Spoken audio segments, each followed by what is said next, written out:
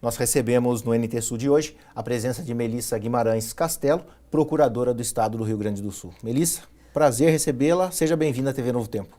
Muito obrigada, agradeço a TV Novo Tempo, ao João pelo convite. É um prazer estar aqui conversando um pouco sobre criptomoedas, assunto que a gente falou na semana passada numa palestra no Cindy Lojas, e vamos trocar algumas ideias e esclarecer algumas dúvidas.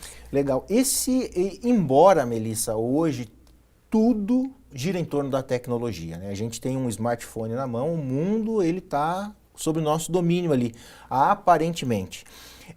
Essa questão da criptomoedas, você sente que isso pode ser uma tendência?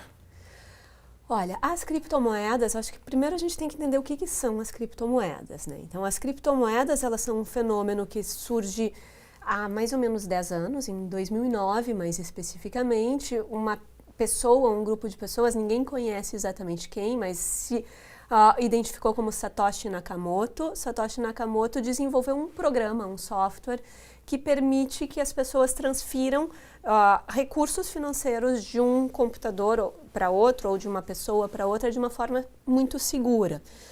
A segurança, a criptografia por trás das criptomoedas, ela não existia até 2009. E esse movimento do Nakamoto, ele é muito em resposta à crise financeira de 2008 e 2009 nos Estados Unidos.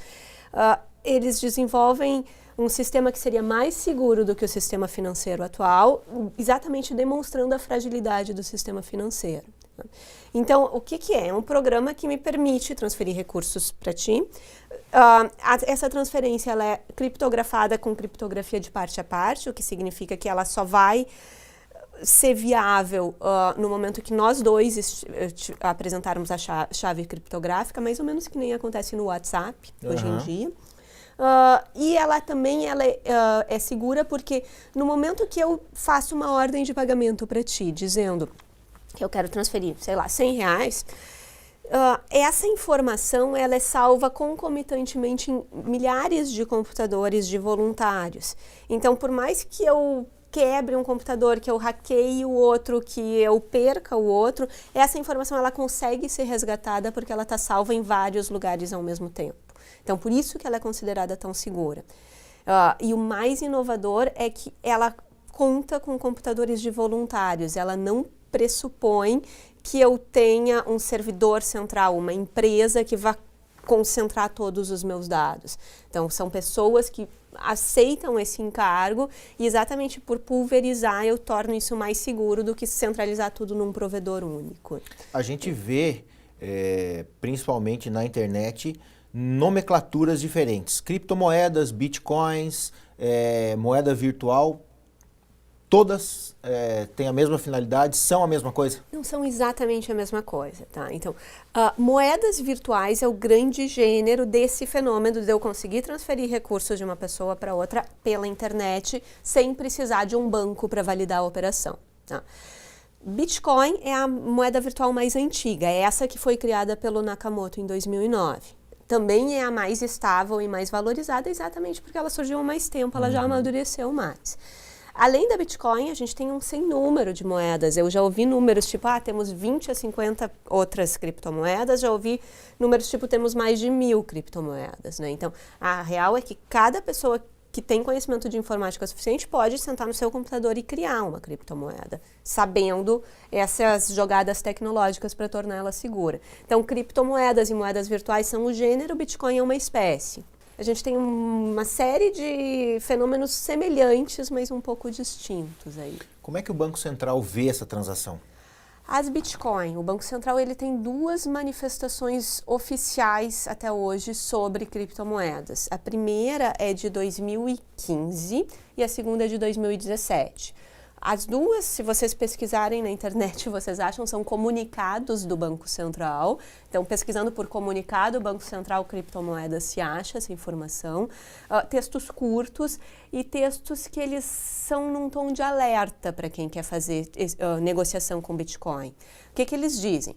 O que o Banco Central diz? O Banco Central diz, olha, não é um mercado regulamentado. Então, não tem nenhuma segurança para quem entra nesse mercado. Se você vai comprar e vender Bitcoin, está fazendo por sua conta e risco. Não tem todos aqueles requisitos para quem negocia com moeda estrangeira ou para quem negocia com bolsa de valores, que está caindo muito, tem um tiebreaker ou alguns mecanismos para proteger o dinheiro que tu está investindo. Então, se eu compro hoje R$100 em Bitcoin e acontece alguma crise da Bitcoin muito séria, a Bitcoin é mais estável, é mais difícil acontecer, mas pode acontecer, e ela for a zero, eu perdi o dinheiro investido. Então, ela é um investimento de risco, e o comunicado do Banco Central ele é nesse sentido. O interessante disso é que, para quem está querendo fazer um investimento, isso te tira um pouco da segurança, né? Por outro lado, exatamente porque não é um investimento seguro, normalmente ele vai ter uma possibilidade de uma margem de lucro mais rápida e maior, né? Por outro lado, o Nakamoto, quando cria Bitcoin, ele exatamente queria criar um movimento liberal, de não intervenção do Estado. Ele estava vendo, o Estado, os bancos criaram um sistema que não funciona, eu quero sair do Estado, eu quero transferir recursos sem o Estado. Então, exatamente ser um mercado não regulamentado é tudo que quem criou e idealizou as criptomoedas quer. Mas, evidentemente, para nós em casa, isso nos traz algumas inseguranças, né? Então, uma vez que, usando o que você falou, no Canadá e no Japão são moedas regulamentadas e no Brasil não, a transação no país aqui ela é considerada ilegal pelo Banco Central? Não, a transação, operações com Bitcoin, a gente tem que entender um pouco como é que funciona a parte jurídica disso. Tá? A lei do Plano Real, lá de 94, 93, 94, e depois o Código Civil de 2003, eles falam que todas as operações de compra e venda no Brasil, elas têm que ser feitas em reais. Então, eu não posso exigir que o cliente me pague em dólar, em euro, e, consequentemente, não posso exigir que me pague em moeda virtual. Tá. Então, um contrato que exija o pagamento em uma moeda que não seja real, no Brasil ele não está bem escrito, e ele, o que faz é que a pessoa que redigiu esse contrato, ele não vai poder exigir no judiciário. Se eventualmente a gente faz um contrato que tu tem que me pagar 10 Bitcoin, e tu não me paga, eu não posso ir no judiciário te cobrar. Não é regulamentado. Porque não é regulamentado, e porque no Brasil eu só posso fazer um contrato em que tu me pague em reais. Tá? Eu poderia fazer um contrato que tu me pague o equivalente a 10 Bitcoin em reais. É essa a lei brasileira. Por outro lado, se a gente está numa transação do dia a dia e tu me diz, eu te dou uma Bitcoin e tu me vende um livro, ninguém está cometendo um crime ao fazer isso. Isso é legal. O fato de não ser regulamentado não significa que seja ilegal. É uma operação legal.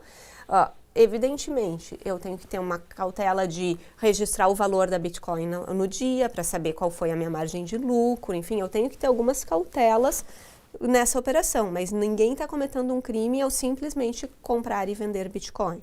Como que a gente pode ter uma segurança jurídica numa transação, numa operação com Bitcoin?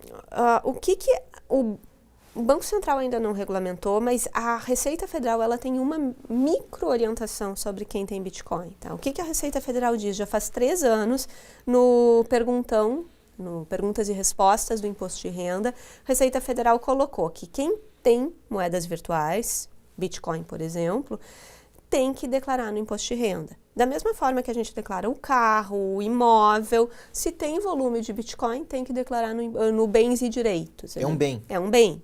Né?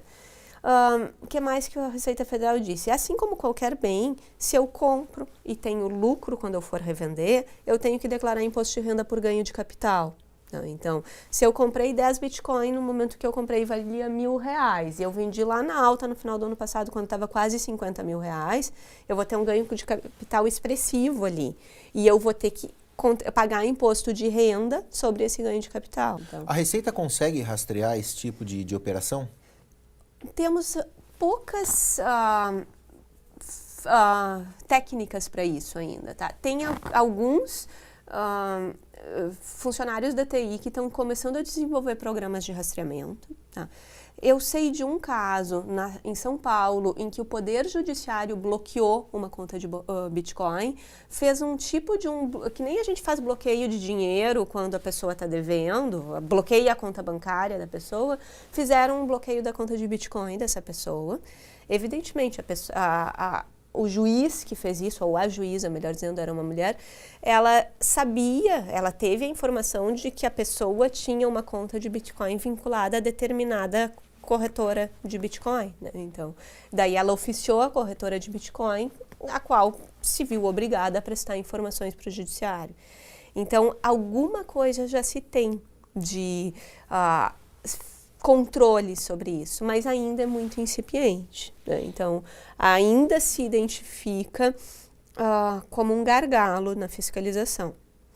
Por outro lado, o que é curioso? As corretoras de Bitcoin que operam no Brasil, as que eu conheço, e são poucas que operam no Brasil, todas elas têm uma série de cautelas quando vão vender Bitcoin para a pessoa. Então, elas vão pedir o CPF, vão pedir um documento com foto, um comprovante de residência, exatamente para, se vier uma regulamentação que determinar que elas informem essas operações para o governo, elas já tenham esses dados. Então, o banco de dados de quem compra no Brasil, ele existe, ao menos de uns 2 anos para cá.